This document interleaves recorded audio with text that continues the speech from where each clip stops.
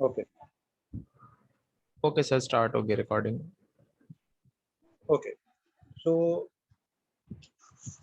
uh, from as we discussed before, that we can divide optical materials into the 5 categories which you are seeing on the screen. So the first one is crystalline insulators and semiconductors. First of all, I will tell you something else, that if you want to study the optical property of any material, you must do, or you must measure the transmission spectrum. What is transmission spectrum? So if you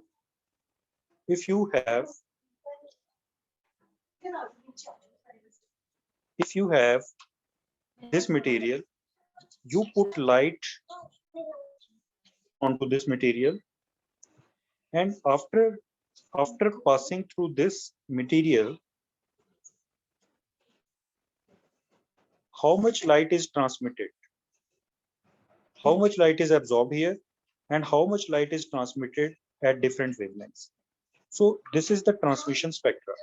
So we draw the graph between the transmission spectra and wavelength. So this one is the main transmission spectrum. Okay. So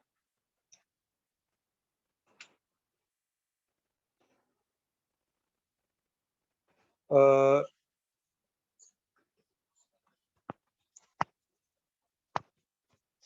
okay. So here the example is given on the next page. The example is of sapphire, which is an insulator, and that of cadmium selenide, which is the semiconductor. So here we will discuss certain points. The first point is about the sapphire. So in the sapphire, you see that the transmission before this wavelength, which is around 200 nanometer or 0.2 micrometer,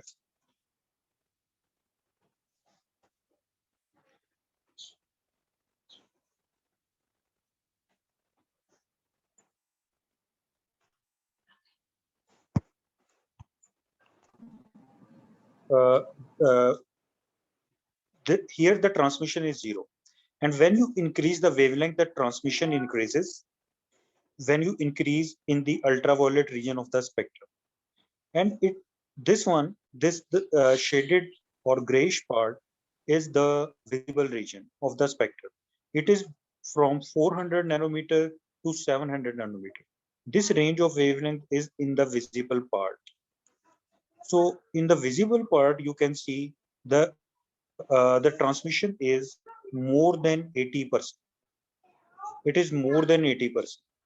So after that, the transmission remains constant in the infrared region, and then there is a dip at this wavelength. And after that, uh, it increases again, then it decreases again, and after that, it becomes 0. Transmission 0 mean there is a maximum absorption. Here is the maximum absorption. Here is the maximum absorption because the transmission is 0. Here, the transmission is very low. If the transmission is 0.2, it means 0.8 is the absorption, because we saw before that absorption coefficient plus transmission coefficient is equal to 1. Is equal to 1.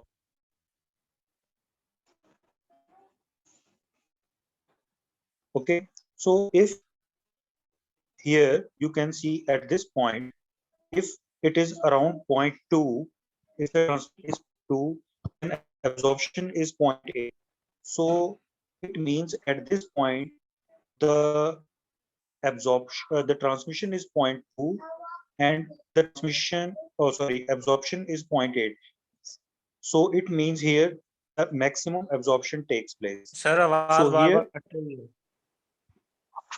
okay, so here the transmission is 0, it means here the 100% is the absorption.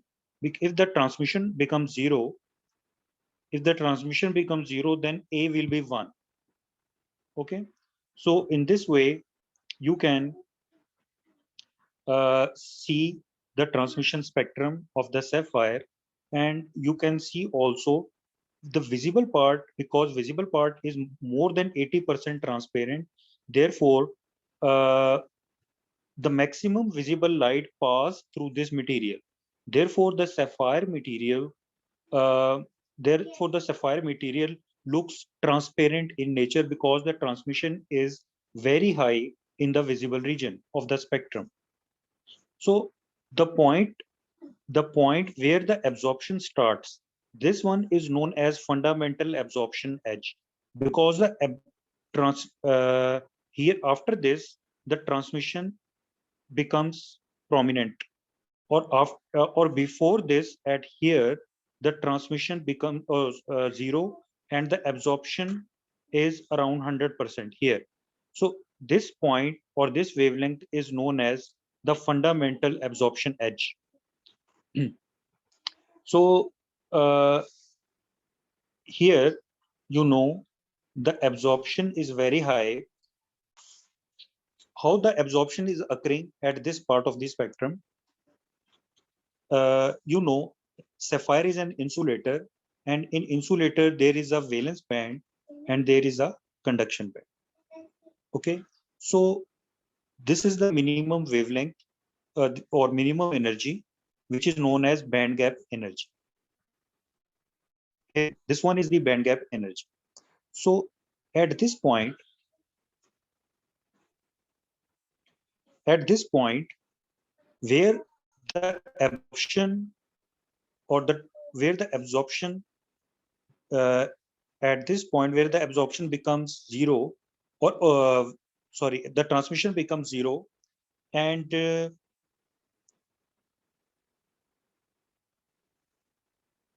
transmission becomes 0 and the absorption starts, this point is known as that energy which is going to start here. So if the electron is here, and the photon comes here from here, if this photon is absorbed from here to here, then the minimum energy which is required will have the wavelength of fundamental absorption edge. Okay, so in this way you can see that this absorption is due to the absorption of photon by the electron of valence band, and the electron jumps from valence band to conduction band. Okay, तो यहाँ पे आप देख लें visible में या ultraviolet reason जो ये वाला है, यहाँ पे जो भी एब्जॉर्प्शन हो रही होगी उसमें वैलेंस बैंड का इलेक्ट्रॉन जंप करके कंडक्शन बैंड में जा रहा होगा. ठीक है, अब ये जो एनर्जी है IR रीजन, ये एनर्जी बैंड गैप एनर्जी से कम है. ठीक है, ये एनर्जी बैंड गैप एनर्जी से कम है ये वाली. अब यहाँ पे जो ये एब्जॉर्प्शन हो रही है, लाजमी बात है ये इस वजह से नहीं हो रही, क्योंकि यहाँ पर सिर्फ वही एब्जॉर्प्शन हो सकती है जब फोटोन एनर्जी इक्वल या ग्रेटर देन हो बैंड गैप एनर्जी. ठीक है, अगर ये कंडीशन सेटिस्फाई हो रही है तो इलेक्ट्रॉन जंप करके यहाँ से ऊपर यहाँ पर आएगा, अदरवाइज नहीं आएगा. तो ये जो आप देख रहे हैं ये तो हो रही है valence band to conduction band absorption हो रही है, लेकिन ये एब्जॉर्प्शन जो है ये इस वजह से नहीं हो रही, बल्कि ये एब्जॉर्प्शन होती है क्योंकि सैफायर जो है वो एल्यूमिनियम और ऑक्सीजन का कंपाउंड है. ये जो एल्यूमिनियम और ऑक्सीजन आपस में वाइब्रेट करते हैं, ये एटम्स एक दूसरे के साथ, इनकी जो वाइब्रेशन है जिसे लेटिस वाइब्रेशन कहते हैं, वो जो वाइब्रेशनल एनर्जी है वो इस इंफ्रारेड रीजन में फॉल करती है. ठीक है। अब जब आप इंफ्रारेड लाइट फॉल करते हैं ये वाली, तो इसकी एब्जॉर्प्शन, इसमें एब्जॉर्प्शन हो जाती है और सर इसकी एब्जॉर्प्शन आवाज जो है इंक्रीज वो हो ठीक जाती है। तरह से नहीं आ रही, डिस्टॉर्शन हो रही है। ठीक है भाई, आप इसकी इसकी एब्जॉर्प्शन स्टार्ट हो जाती है। ये जो इंफ्रारेड लाइट है वो लेटेस्ट में एब्जॉर्ब हो जाती है, यानी एटॉमिक वाइब्रेशंस इंक्रीज हो जाती हैं। अब जब इंफ्रारेड, ये जो लाइट है जहां पर ये एब्जॉर्प्शन इंक्रीज हुई है, ये वेवलेंथ वो वेवलेंथ है जहां पर एल्यूमिनियम और ऑक्सीजन के दरमियान वाइब्रेशन स्टार्ट हो गई। इसका मतलब ये वाली लाइट एब्जॉर्ब हो गई इसके अंदर, ठीक है। और जैसे ही आप इससे आगे बढ़े, ये वाली IR लाइट इसमें एब्जॉर्ब नहीं होती एल्यूमिनियम और ऑक्साइड ऑक्सीजन में, इसलिए यहाँ पर फिर दोबारा ट्रांसमिशन आ गई।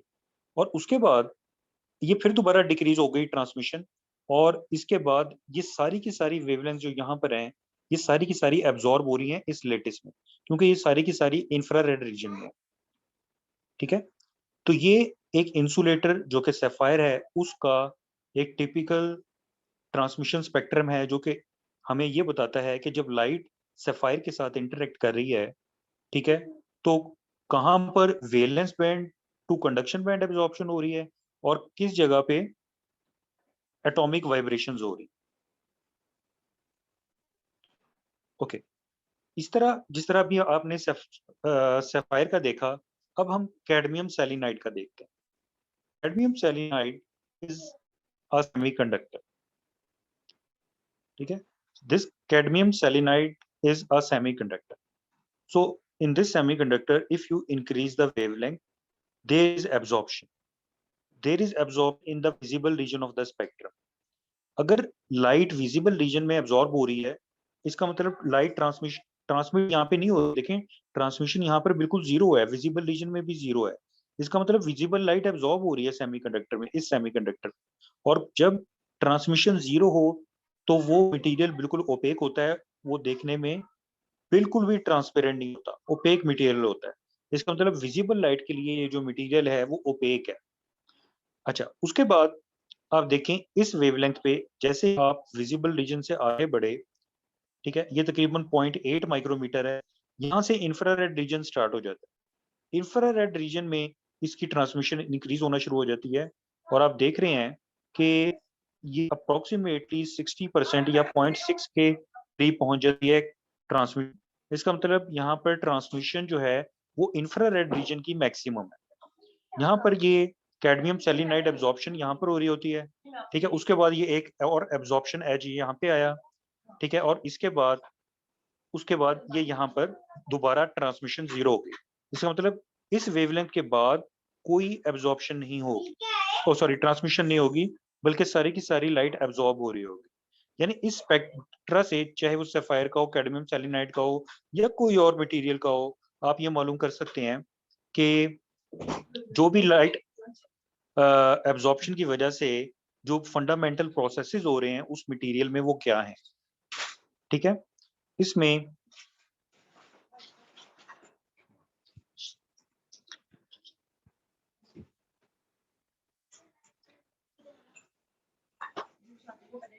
ये आप ये जो हमने सारी डिस्कशन की है, ये पॉइंट नंबर ये दिए हुए हैं 1 2 second, third, fourth and fifth, ये सारे यहाँ पर दिए हुए हैं, ठीक है, जो हमने अभी डिस्कस किया। ओके, इसके बाद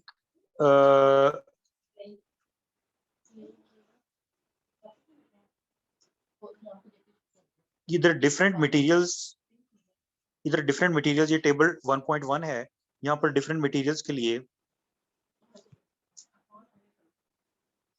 यहाँ पर डिफरेंट मटेरियल्स के ट्रांसपेरेंसी रेंज की हुई है कि किस रेंज में ये मटेरियल्स ट्रांसपेरेंट होते हैं। अब आप देखेंगे 0.2 से 6 माइक्रोमीटर तक ये ट्रांसपेरेंट है सैफायर, ठीक है, क्योंकि 0.2 से पॉइंट जिसमें विजिबल रीजन भी शामिल है, ठीक है। इसका रिफ्रैक्टिव इंडेक्स देख रहे हैं आप, 1.77 होता है, ठीक है। इसी तरह बेरियम फ्लोराइड है, ये 0.2 से 12 माइक्रोमीटर तक ट्रांसपेरेंट होता है, और ये इसका आप देख रहे हैं रिफ्रैक्टिव इंडेक्स है। तो ये ट्रांसपेरेंसी रेंज और रिफ्रैक्टिव इंडेक्स ये यहाँ पर दिए हुए हैं, जिससे आप देख सकते हैं कि किसी मटेरियल के लिए ट्रांसपेरेंसी रेंज जो है वो क्या है। अगर विजिबल रेंज में ये ट्रांसपेरेंट होगी क्योंकि हमारी आंख विजिबल लाइट को देख सकती है, इसलिए अगर कोई लाइट उसमें एब्जॉर्ब हो रही होगी तो वो टोटली उसमें ट्रांसमिट हो रही होगी, तो वो मटेरियल हमें देखने में टोटली ट्रांसपेरेंट नजर आएगा। यहाँ पर एक इंटरेस्टिंग फैक्ट दिया हुआ है, the very high transparency of diamond in the infrared is noteworthy.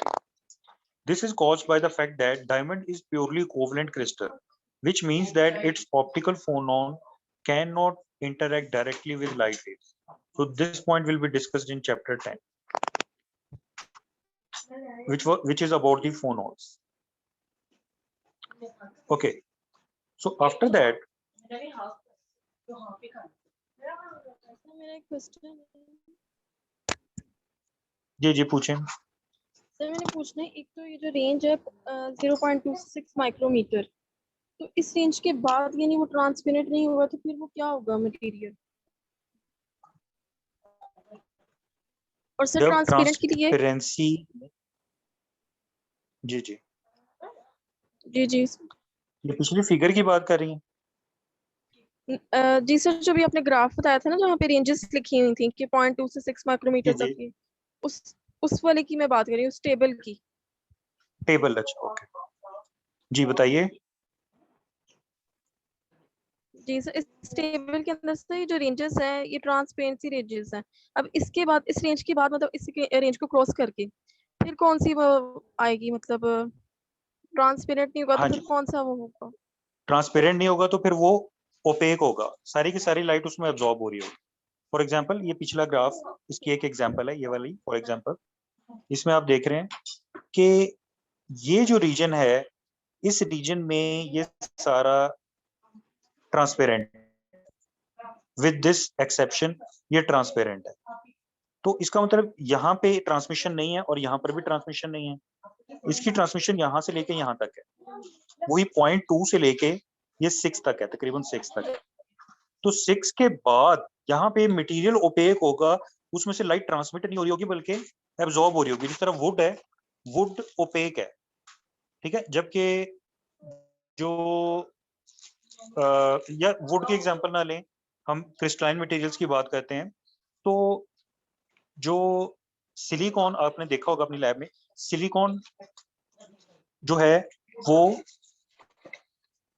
Transparent नहीं है, उसमें सारी की सारी विजिबल लाइट उसमें एब्जॉर्ब हो जाती है सिलिकॉन में, इसलिए वो ओपेक है, ठीक है। उसमें एब्जॉर्प्शन है, जब ट्रांसमिशन नहीं हो रही होगी तो एब्जॉर्प्शन हो रही होगी, ट्रांसमिशन हो रही होगी तो मटेरियल ट्रांसपेरेंट होगा, और अगर एब्जॉर्प्शन हो रही होगी तो मटेरियल ओपेक होगा, ठीक है जी। जी सर, ठीक है, जी सर, थैंक यू।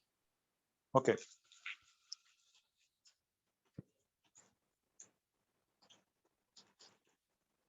ओके, उसके बाद ये here the optical properties of semiconductors are conceptually similar to those of insulator except that electronic transition occur at longer wavelength. आपको पता है कि इंसुलेटर में बैंड गैप ज्यादा होता है, सेमीकंडक्टर में उससे कम होता है। सेमीकंडक्टर की बैंड गैप एनर्जी कम होती है, इसका मतलब इलेक्ट्रॉन को वैलेंस बैंड से कंडक्शन बैंड में जंप करवाने के लिए कम एनर्जी चाहिए। वो जो कम एनर्जी की, तो इसका मतलब इंसुलेटर में ज्यादा चाहिए होती है और सेमीकंडक्टर में कम एनर्जी चाहिए होती है वैलेंस बैंड से कंडक्शन बैंड में जंप करवाने के लिए। तो होता ये है कि अगर इंसुलेटर हो तो आपको हायर एनर्जी की लाइट यूज करनी पड़ती है, वो लाइट विजिबल या अल्ट्रावायलेट होती है। लेकिन अगर आपने सेमीकंडक्टर में इलेक्ट्रॉन को जंप करवाना है from valence band to conduction band, तो आपको लॉन्गर वेवलेंथ या कम एनर्जी चाहिए होगी। वो कम एनर्जी आपको अचीव होती है इंफ्रारेड लेजर से। तो अगर आप इंफ्रारेड लेजर यूज करें तो सेमीकंडक्टर में इलेक्ट्रॉन जंप करके वैलेंस बैंड से कंडक्शन बैंड में पहुंच जाता है, जो कि कैडमियम सेलेनाइड के स्पेक्ट्रम में भी यहाँ पे शो किया हुआ है, पर आप देख रहे हैं cadmium selenide is a semiconductor, ठीक है। और सेमीकंडक्टर यहाँ पर आप देख रहे हैं कि विजिबल रीजन में इसकी एब्जॉर्प्शन मैक्सिमम है और ट्रांसमिशन जीरो है। ट्रांसमिशन जीरो का मतलब ये ओपेक है, ठीक है। तो उसके बाद यहाँ पर इस रेंज में ये ट्रांसपेरेंट रीजन दे रहा है, ठीक है। इस रेंज में ये ट्रांसपेरेंसी आ रही है 60% तक, इसका मतलब 60% लाइट एब्जॉर्ब हो रही है और 40% लाइट जो है वो 60% ट्रांसमिट हो रही है और 40% एब्जॉर्ब हो रही है, ठीक है। और उसके बाद इस वेवलेंथ के बाद ये फिर जीरो हो गई ट्रांसमिशन, इसका मतलब एब्जॉर्प्शन जीरो हो गई और मैक्सिमम हो गई, और एब्जॉर्प्शन जब मैक्सिमम हो जाएगी तो इसका मतलब इस ट्रांसपेरेंसी रेंज में के लिए वो मटेरियल ओपेक है। सर विजिबल पोर्शन में तो हमारे पास ना ही अब्जॉर्प्शन हुई है ना ही ट्रांसमिशन हुई है, तो ऑब्जेक्ट की जो ट्रांसपेरेंट होना या उसका पैकिंग होना, उसके लिए तो ये कंडीशन है तो वो विजिबल रीजन में फॉल करे। ये तो जो मैक्सिमम अब्जॉर्प्शन हुई है और उसके बाद ट्रांसमिशन हुई है, ये तो इंफ्रारेड रीजन में हुई है। तो हमें किस तरह पता चल गया, हमें तो विजिबल पोर्शन में नजर आएगा कोई भी ऑब्जेक्ट, इंफ्रारेड में तो नहीं नजर आएगा। नहीं, मैं इंफ्रारेड ये एक मिनट है,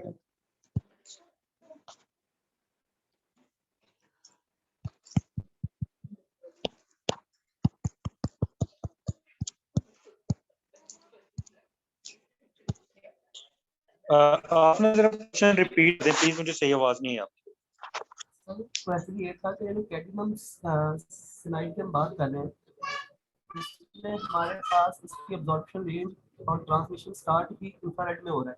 तो अब्जॉर्प्शन और ट्रांसमिशन का अगर पॉइंट ऑफ व्यू से बात करें किसी भी मटेरियल के ट्रांसपेरेंट होने या ऑपेक होने के लिए, उसके लिए ज़रूरी नहीं है कि वो विजिबल रीजन में फॉल करे, क्योंकि विजिबल रीजन ही हमें बताएगा कि ऑब्जेक्ट कैसा है। और विजिबल रीजन में मौजूद वेवलेंथ वाली जो हमारे पास इलेक्ट्रोमैग्नेटिक वेव्स हैं हम उनको देख सकते हैं, ऑब्जेक्ट को हम देख ही विजिबल पोर्शन में सकते हैं। अब ये तो इसकी अब्जॉर्प्शन स्टार्ट ही इंफ्रारेड में हो रही है और बाद में कुछ देर बाद ये इसमें ट्रांसमिशन बहुत हाई हो जाती है, और ये दोनों चीज़ें हो ही इंफ्रारेड में रही हैं। तो हम किस तरह बता सकते हैं कि ऑब्जेक्ट ओपेक है, क्योंकि ये तो जी जी, विजिबल रीजन में स्टार्ट ही अच्छा, नहीं हो okay okay, I got your point. Actually देखें, इन जनरल आम तौर पर जब हम बात करते हैं एब्जॉर्प्शन की या ट्रांसमिशन की, तो हम विजिबल लाइट के पॉइंट ऑफ व्यू से बात करते हैं, क्योंकि हम विजिबल लाइट को ही देख सकते हैं, ठीक है। तो इस तरह के मटेरियल जो विजिबल रीजन में ट्रांसपेरेंट होते हैं, ट्रांसपेरेंसी उसकी ट्रांसमिशन अगर हाई होती है तो वो विजिबल रीजन में ट्रांसमिशन को करते हैं और वो विजिबल रीजन के लिहाज से ट्रांसपेरेंट होते हैं। और ऐसा मटेरियल जिस तरह के सिलिकॉन है, उसमें क्योंकि विजिबल लाइट एब्जॉर्ब हो रही होती है और ट्रांसमिशन जीरो होती है, इस वजह से हम देखने में हमारी आंख उसको ओपेक कहेगी कि वो मटेरियल ओपेक है, क्योंकि उसमें से विजिबल लाइट पास नहीं हो रही, ठीक है। अच्छा, अब ये वाली जो बात है कि इंफ्रारेड में इसकी ट्रांसमिशन मैक्सिमम है, अगर इंफ्रारेड में इसकी ट्रांसमिशन मैक्सिमम है तो विजिबल लाइट में जीरो है, ठीक है। विजिबल लाइट में ट्रांसमिशन जीरो होने का मतलब हमें देखने में, क्योंकि हमें सिर्फ विजिबल लाइट नजर आती है, देखने में ये चीज हमें ओपेक नजर आएगी। कैडमियम सेलेनाइड देखने में हमें ओपेक नजर आएगा, इंफ्रारेड लाइट हमें नजर नहीं आती। इंफ्रारेड लाइट कैडमियम सेलेनाइड में से ट्रांसमिट हो जाती है। अब बात यह है कि ये जो स्पेक्ट्रम है ये आंख से नहीं लिया गया, ये एक डिटेक्टर से लिया गया। ये वो डिटेक्टर ऐसे होते हैं जो कि विजिबल लाइट और आईआर लाइट दोनों को डिटेक्ट करते हैं, ठीक है। जब हम एक मटेरियल इस तरह से रखते हैं और यहाँ पर सारी लाइट्स पास करते हैं, ठीक है, तो इस मटेरियल में से लाइट पास होकर कौन सी आगे जा रही है, तो आगे ना ये एक डिटेक्टर रखा होता है। ये डिटेक्टर हमें बताता है कि कौन कौन सी वेवलेंथ्स आ रही हैं, ठीक है। तो जो आईआर में वेवलेंथ्स यहाँ पर आ रही होंगी, वो ये डिटेक्टर डिटेक्ट करके हमें इसकी ट्रांसमिशन के बारे में बताएगा, ठीक है। और आईआर लाइट क्योंकि हमें आंख से नजर नहीं आ सकती, ठीक है, इसलिए ये ट्रांसपेरेंसी हमें आंख से नजर नहीं आएगी, आंख से हमें सिर्फ ये विजिबल रीजन नजर आएगा। और विजिबल रीजन में क्योंकि एब्जॉर्प्शन जो है मैक्सिमम है, ट्रांसमिशन जीरो है, इसलिए वो मटेरियल हमें ओपेक नजर आएगा, ठीक है जी। Time is going to end. We will meet in the second lecture at 7:25 after Maghrib break. Thank you.